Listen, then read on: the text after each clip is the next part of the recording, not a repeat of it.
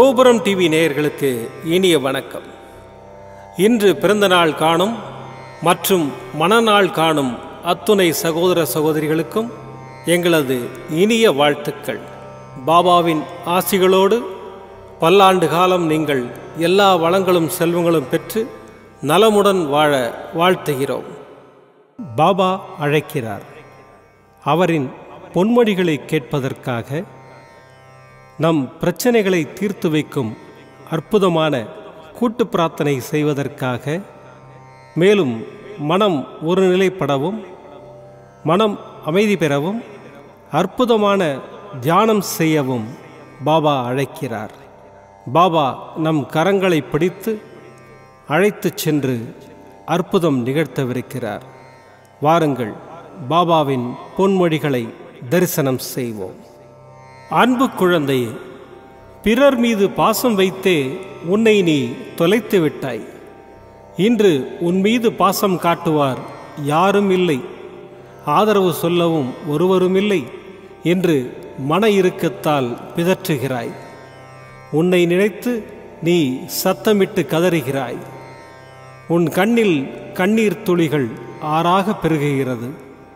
உன் நிலையை நினைத்தால், பேசினால் துக்கம் தொண்டையை அடைக்கின்றது. இதையெல்லாம் சமாளிக்கலாம் என ஒரு முறை நினைக்கின்றாய். மறுமுறை எப்படி இதை சமாளிப்பேன் என்று சோர்ந்து போகின்றாய். நிம்மதியை இழந்து பல நாட்கள் ஆகிவிட்டது. பட்டினியாக இருக்க வேண்டாம் குழந்தையே, உன்னை நீயே வருத்தி கொண்டது போதும். கண்ணீரை துடை, மனதை ஊக்கப்படுத்து, தைரியமாக இரு. எதற்கும் நீ பாத்திரமானவன் அல்ல. எதுவும் உன்னை கேட்டு நடைபெறவில்லை. அப்படி இருக்க அவற்றிற்கு நீ எப்படி பொறுப்பாளராக இருக்க முடியும்? அவற்றிலிருந்து விலகி நின்று அனைத்தையும் வேடிக்கை பார். உன் மனம் குழம்பி தவிக்கும் போதெல்லாம் என் ஆலயத்திற்கு வா. உன்னுடைய அனைத்து சந்தேகங்களுக்கும் நான் பதில் தருகிறேன். உன்னை பாதுகாக்கவே நான் உன்னுடனே இருக்கின்றேன். ஒருபோதும் உன்னை கைவிட மாட்டேன். உன் சாயப்பா இருக்கிறேன், கவலைப்படாதே. ஓம் சாய்ராம். பாபாவின் அற்புதமான பொன்மொழிகளை தரிசனம் செய்தோம். அடுத்த நிகழ்வு கூட்டு பிரார்த்தனை. நம் மனநலன் சார்ந்த பிரச்சனைகளுக்காகவும், உடல் நலன் சார்ந்த பிரச்சனைகளுக்காகவும் மற்றும் நம் அனைத்து விதமான பிரச்சனைகளுக்காகவும் சாய்நாதரிடம் கூட்டு பிரார்த்தனை செய்வோம். வாருங்கள், இந்த அற்புதமான கூட்டு பிரார்த்தனையை செய்வோம். பிரார்த்தனாஷ்டகம். 8 பிரார்த்தனைகள். சாந்தமான மனம் கொண்ட சாயிநாதரே, அறிவின் சிகரமே, அன்புள்ளம் கொண்டவரே, கருணை கடலே, உண்மையின் இருப்பிடமே, மாயை என்னும் இருளை அகற்றுபவரே, ஜாதி மத பேதங்களுக்கு அப்பாற்பட்டவரே, எங்களின் புரிந்து கொள்ளும் திறமைக்கு அப்பாற்பட்டவரே, அன்பின் இருப்பிடமே, ஷீரடி வாழ் இறைவனே, என்னை காப்பாற்றும், என்னை காப்பாற்றும். ஞான சூரியனே, ஞானத்தை வழங்குபவரே, பக்தர்களின் மனங்களில் உலவிடும் பரமஹம்சரே, அனைத்து நன்மைகளுக்கும் காரணமானவரே, தங்களை சரணடைந்தவரை காப்பவரே, படைக்கும் தொழில் புரியும் பிரம்மாவும் காக்கும் கடவுளான விஷ்ணுவும் நீங்களே. 3 உலகங்களையும் யுகங்கள் முடிவில் தன்னுள் ஐக்கியமாக்கிக் கொள்ளும் ருத்திரனும் தாங்களே. நீங்கள் இல்லாத இடம் இந்த பூமியில் ஏது? எல்லாம் அறிந்த இறைவன் நீங்கள். எங்கள் எல்லோரின் இதயங்களிலும் வசிப்பவரும் நீங்களே. எனது எல்லா குற்றங்களையும் மன்னிக்க வேண்டும் என்று வேண்டி கேட்டுக்கொள்ளுகின்றேன். அலை அலையாய் தொடர்ந்து வரும் சந்தேகங்களையும் மனமயக்கங்களையும் போக்குவீராக. நீங்கள் கோமாதா, நான் பிறந்த இளங்கன்று. நீங்கள் சந்திரன், நான் சந்திரகாந்த கல். தங்கள் பாதங்கள் கங்கை நதி. பணிவுடன் இந்த தாசன் உங்கள் பாதங்களில் தலை வணங்குகிறேன்.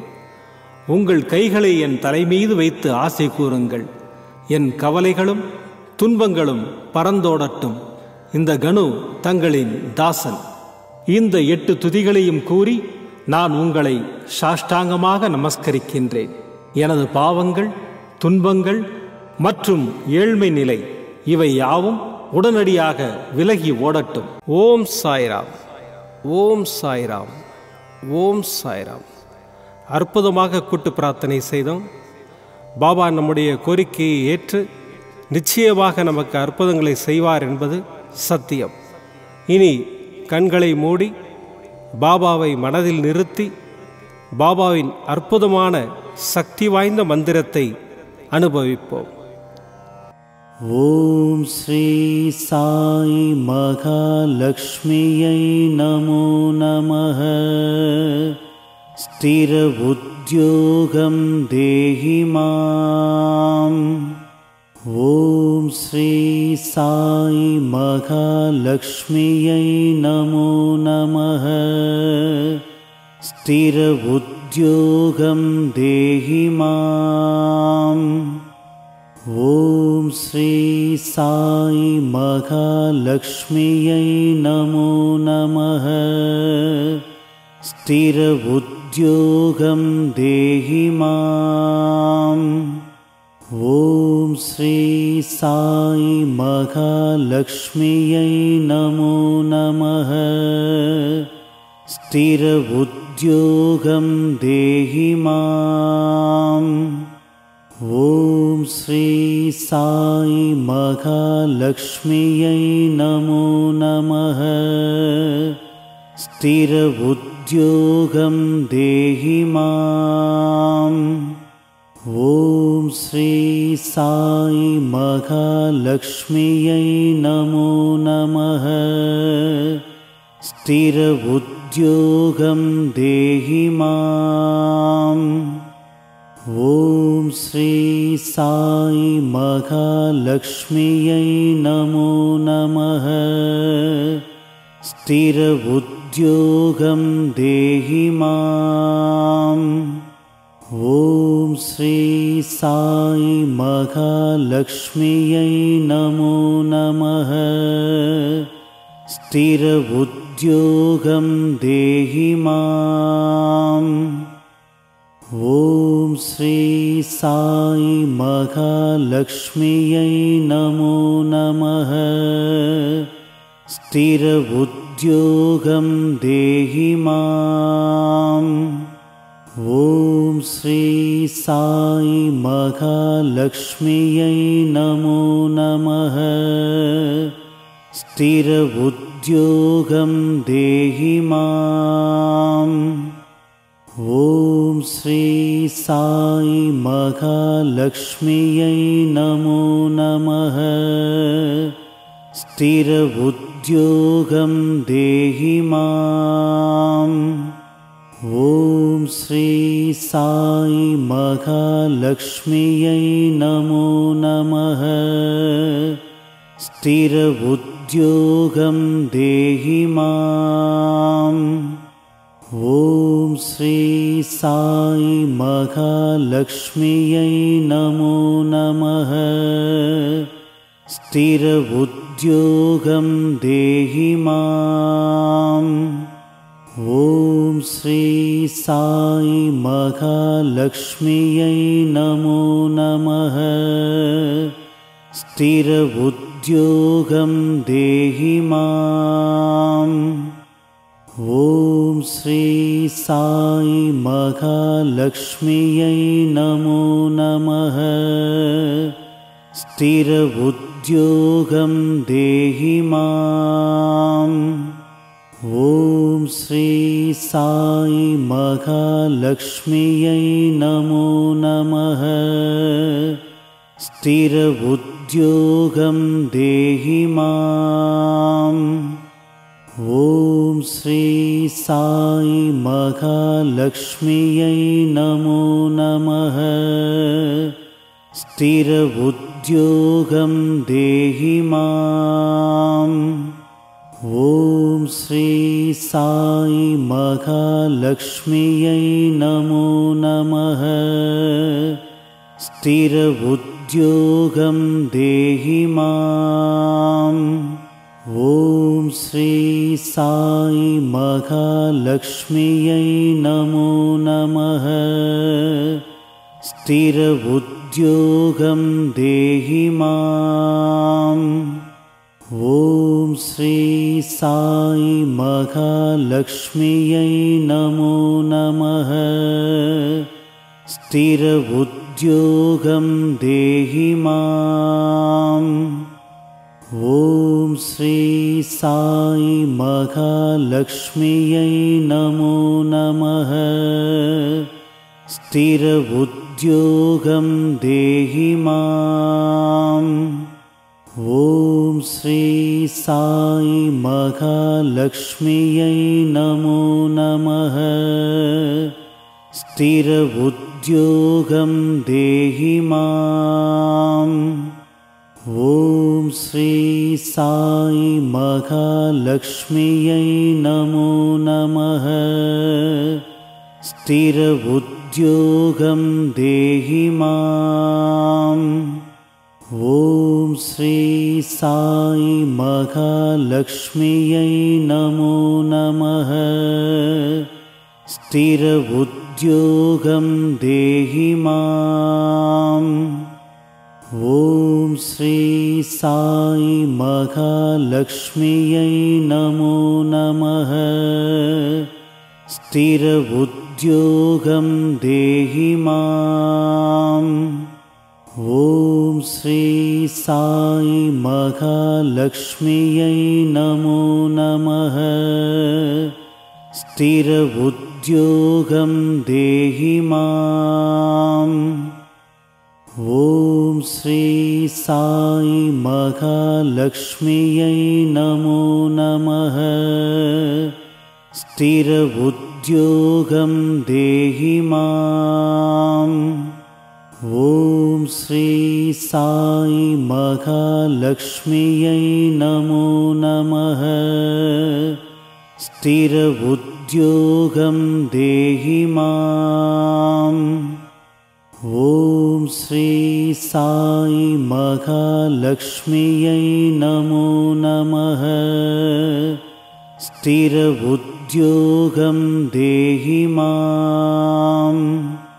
ॐ श्री साई महालक्ष्म्यै नमो नमः। स्थिर उद्योगं देहि माम्। ॐ श्री साई महालक्ष्म्यै नमो नमः। स्थिर उद्योगं देहि माम्। ॐ श्री साई महालक्ष्म्यै नमो नमः। स्थिर उद्योगं देहि माम्। ॐ श्री साई महालक्ष्म्यै नमो नमः। स्थिर उद्योगं देहि माम्। ॐ श्री साई महालक्ष्म्यै नमो नमः। स्थिर उद्योगं देहि माम्। ॐ श्री साई महालक्ष्म्यै नमो नमः। स्थिर उद्योगं देहि माम्। ॐ श्री साई महालक्ष्म्यै नमो नमः। स्थिर उद्योगं देहि माम्। ॐ श्री साई महालक्ष्म्यै नमो नमः। स्थिर उद्योगं देहि माम्। ॐ श्री साई महालक्ष्म्यै नमो नमः। स्थिर उद्योगं देहि माम्। ॐ श्री साई महालक्ष्म्यै नमो नमः। स्थिर उद्योगं देहि माम्।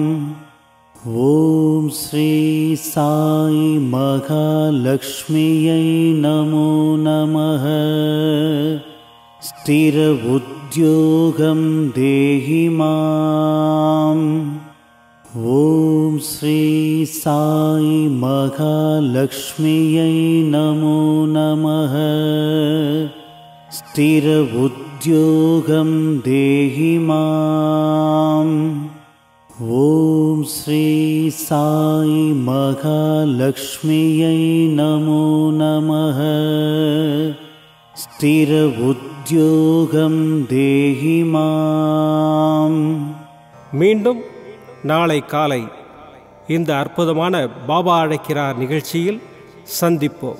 நன்றி, வணக்கம். விதம் விதமான பக்தி நிகழ்ச்சிகளை உங்களுக்காக தந்து கொண்டிருக்கிறது உங்கள் கோபுரம் டிவி. உங்களுக்கு பிடித்த நிகழ்ச்சிகளை லைக் செய்யுங்கள், உங்களுக்கு பிடித்த மாணவர்களுக்கு ஷேர் செய்யுங்கள். மேலும் சப்ஸ்கிரைப் செய்வதோடு மட்டுமல்லாது அருகில் இருக்கும் பெல் பட்டனை கிளிக் செய்து கோபுரம் டிவி நிகழ்ச்சிகளை உடனுக்குடன் தெரிந்து கொள்ளுங்கள். மற்றும் ஒரு மகிழ்ச்சியான செய்தி, கோபுரம் டிவி ஆப்பை கூகுள் பிளே ஸ்டோரில் ஃப்ரீ டவுன்லோட் செய்து கோபுரம் டிவி நிகழ்ச்சிகளை தொடர்ந்து கண்டுகளியுங்கள், பாருங்கள், ரசியுங்கள், பரவசமடையுங்கள். gopuramtv.com. பக்தி பக்திமயம்.